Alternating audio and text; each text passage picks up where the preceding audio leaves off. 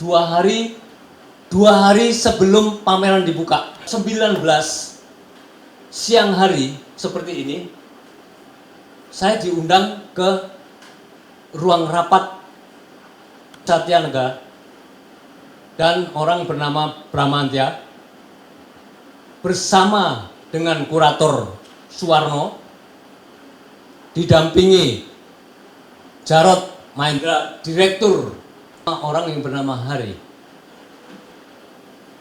Di depan mereka Jarod mengatakan bahwa ada 3 lagi lukisan yang harus diturunkan.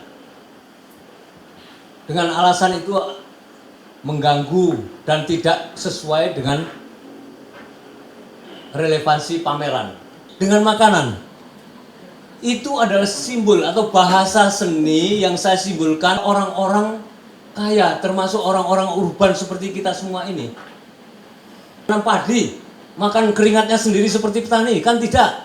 Loh lah kok petani yang saya gambarkan itu dikatakan di ladang mereka dari serbuan babi-babi hutan dimakan ya, kepada anjing, itu juga vulgar. Lukisan lagi ini tentang seseorang sapi ke dalam di sampingnya itu sebuah pelanggaran dan vulgar. Ada lagi tentang IKN ya, dari simbol kekuasaan,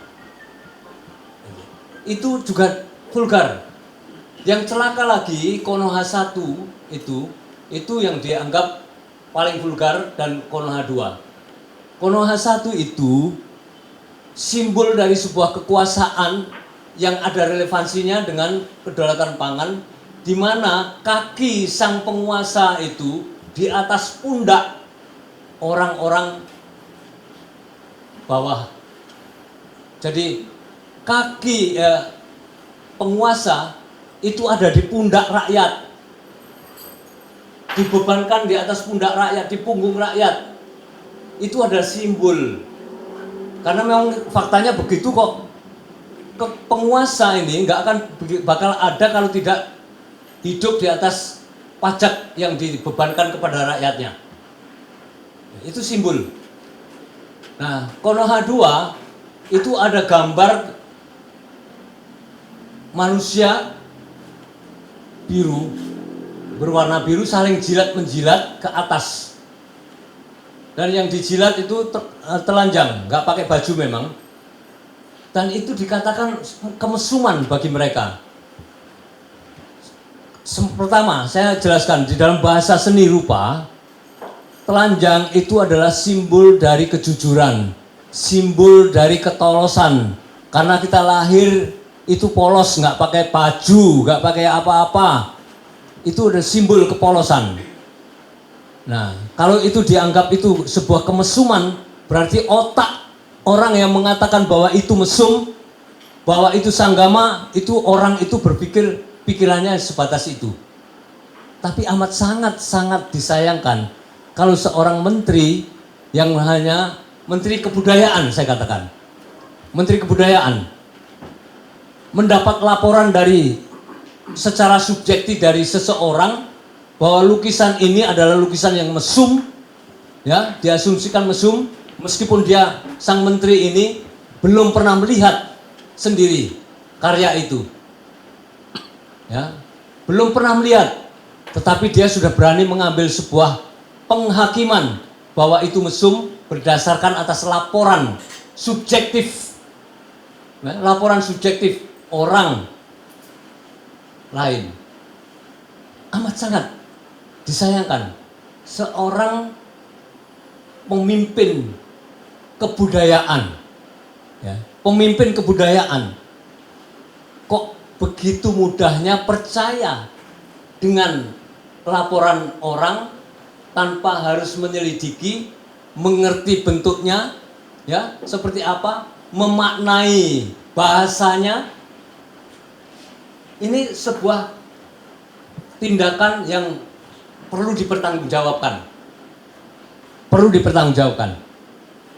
Oleh karena itu, pada siang hari ini, press conference ini, itu menjelaskan semuanya tadi, kronologinya seperti itu, dan ini adalah counter atau menjawab tuduhan bahwa senimannya sengaja membuat agitasi lewat karya-karya mesum yang dikatakan oleh wamennya bahwa itu ada gambar orang bersanggama, ya, ya kayak gitu. Itu gimana itu? Itu hanya simbol kesenian. Simbol kesenian yang harus dipahami dengan bahasa kesenian.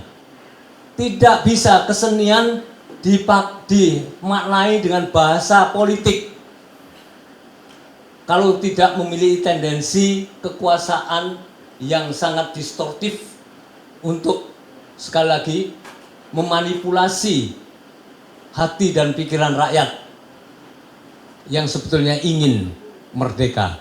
Saya kira cukup di sini dulu. Dan dituangkan dalam bentuk lukisan. Nah, bagaimana sebenarnya LBH Jakarta kemudian memandang? Juga terima kasih kepada Pak Yos yang sudah memaparkan kronologi dan juga pandangan pribadinya. Ya, kami pandang bahwa atas adanya peristiwa pemberedelan pameran tunggal Yos Suprapto ya, yang semula akan dilakukan di Galeri Nasional Indonesia, kami menggunakan pendekatan hak asasi manusia dan hukum. Pada prinsipnya kami menemukan beberapa temuan. Pertama, bahwa permintaan untuk menurunkan 5 karya seni rupa dan penundaan pameran tunggal yang dialami oleh Yos Suprapto merupakan bentuk represi ekspresi seni dalam menikmati hak atas kebebasan berekspresi sebagai individu dan warga negara yang sejatinya berpendapat dan berekspresi merupakan hak asasi manusia yang melekat pada diri setiap orang.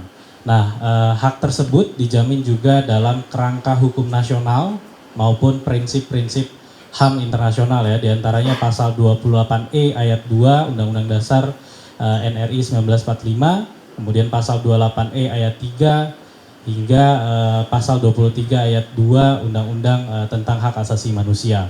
Kemudian dalam instrumen HAM internasional tentunya ini juga diduga terjadi pelanggaran terhadap pasal 19 Deklarasi Universal Hak Asasi Manusia, kemudian pasal 19 Kovenan Internasional tentang Hak-Hak Sipil dan Politik yang sebagaimana telah diratifikasi oleh Indonesia ya melalui Undang-Undang Nomor 12 Tahun 2005 tentang pengesahan Kovenan Internasional tentang Hak-Hak Sipil dan Politik.